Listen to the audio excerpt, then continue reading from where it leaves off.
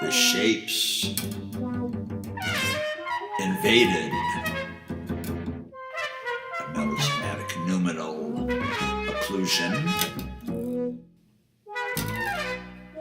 a tone contained, pitch, as a synesthesia, seeking protrusion as sound, a phenomenon invading any audience, pitch as observable presence, the melismatic phenomenal inclusion, where sound and shape, pitch, bursts of noumenal presence as